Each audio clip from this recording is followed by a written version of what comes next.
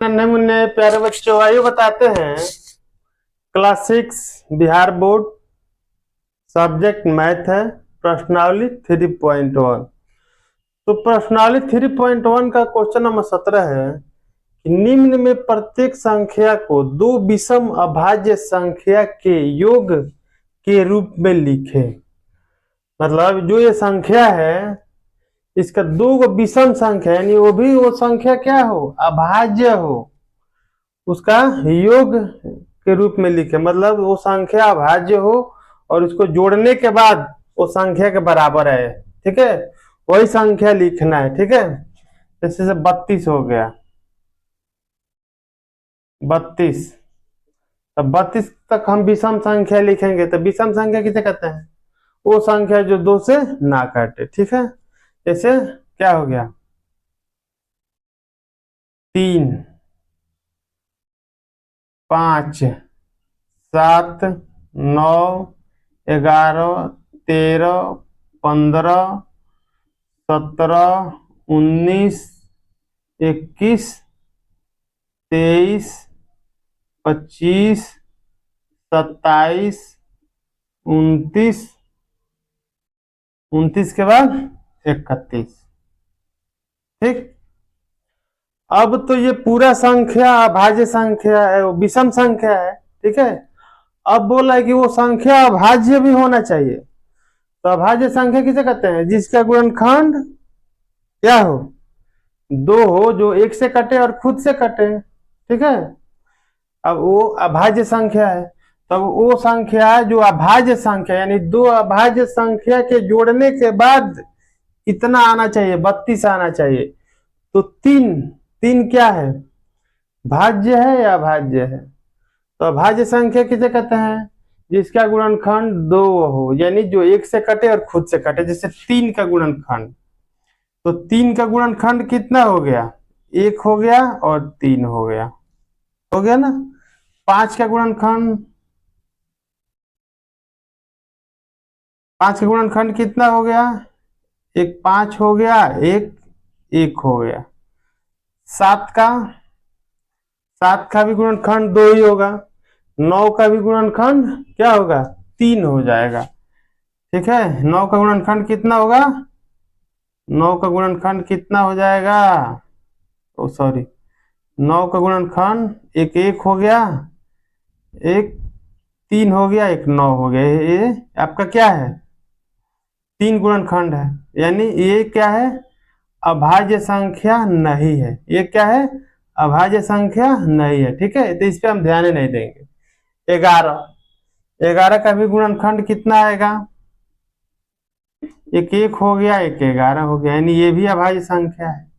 13 भी अभाज्य संख्या है। 15, 15 का गुणनखंड, 15 गुणनखंड हो गया 1, 3 से भी कट जाएगा, 5 से भी कट जाएगा, 15 से भी हो गया, यानी 1, 2, 3, 4, ऐसे इसका 4 गुणनखंड है। तो ये भी क्या है? अभाज्य संख्या नहीं है। ठीक है, 17, 17 क्या है? 17 का गुणनखंड कितना होगा? 1 और 17, यानी ये भी अभाज्य संख्या है।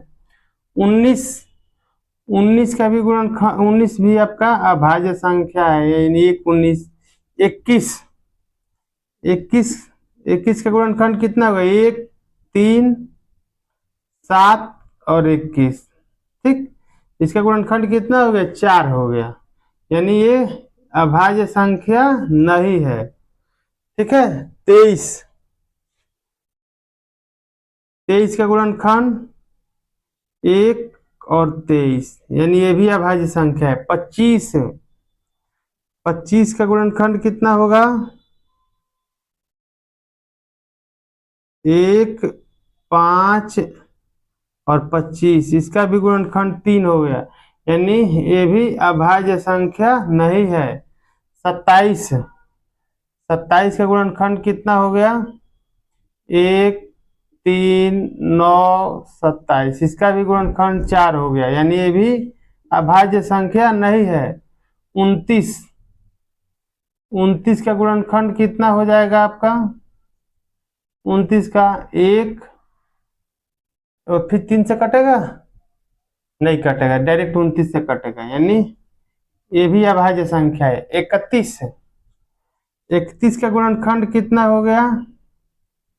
31 आपका 1 और 31, यानी ये भी अभाज्य संख्या है। ठीक है, तो 9, 15, 21, 25, 27 ये तो अभाज्य संख्या नहीं है, तो इस पे तो हम ये 5 संख्या पे ध्यान नहीं देना है। ठीक है, अब बाकी ये संख्या जो है अभाज्य है, ये 3, 5, 7, 11, 13, 17, 19, 23, 29 और 31 ये क्या है? अभाज्य संख्या है। अब बोले कि ये संख्या को जोड़ने के बाद इस 32 आना चाहिए, मतलब ये तो सब अभाज्य संख्या हो गया आपका। अभाज्य संख्या इसमें कौन सा हो गया? अभाज्य संख्या कौन सा हो गया? 3 हो गया, 5 हो गया, 7 हो गया, फिर 11, 13, 17, 19, 19 के बाद 19 के बाद आपका हो गया 23, 23 के बाद आपका हो गया 29, 29 के बाद 31, यानी अब इतना ही में से हमको जोड़ना है किस को, कौन सी संख्या है जो दो संख्या जोड़ने के बाद ये 32 है। ठीक है, तब यहां देखो क्या है, 3 और 31 जोड़ेंगे तो कितना हो गया? 34 हो जाएगा, नहीं होगा। 5 और 29 जोड़ेंगे तो कितना? 29, 5, 34, ये भी नहीं होगा। 29 और 3 जोड़ेंगे तो कितना होगा? 32 हो गया, यानी 3 प्लस 29 जोड़ेंगे तो कितना हो गया? 32 हो गया। ठीक है, और कौन सी संख्या है देखो, ये आपका 3 और 29 32 हो गया। इसके बाद आपका हो गया 19 और 13 देखते हैं, 9, 3, 12 के दो हाथ में 1, 1, 2, 1, 3। हाँ, इसके बाद वो संख्या एक और संख्या है 13 प्लस 19, यानी 9, 3, 12 के दो हाथ में 1, 1, 1, 2, 1, 3, 32, यानी ये भी 32 आ गया, ये भी 32 आ गया। तो दो संख्या कौन सा है? 3 प्लस 29 और 13 प्लस 19। तो आंसर में लिखाएगा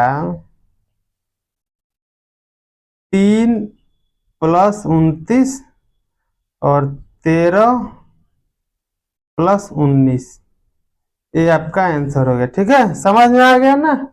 ऐसा ही बनेगा। ठीक है, बाकी ये पूरा का मैं बनाने लगूंगा तो वीडियो बहुत लंबा हो जाएगा। ठीक है, बाकी सेम टू सेम नियम से ऐसा ही बनेगा। 40 का भी आप लोग अभाज्य विषम संख्या लिख लीजिएगा, उसके बाद उसमें देखिएगा कि उसमें कौन कौन सा अभाज्य संख्या है, जो जो अभाज्य संख्या है उसको अलग लिख लीजिएगा, फिर उसमें जोड़िएगा, उसमें अभाज्य संख्या जितना भी है उसमें जोड़ के देखिएगा कि दो संख्या जोड़ने के बाद मतलब 40 आ रहा है कि नहीं।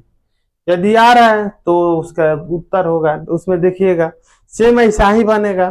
ठीक है, तो बाकी का आप लोग उसको बना के आंसर आप कमेंट में डालिएगा। उसके बाद नहीं समझ में आएगा तो फिर से मैं इसका वीडियो बनाऊंगा। ठीक है, ओके, थैंक यू।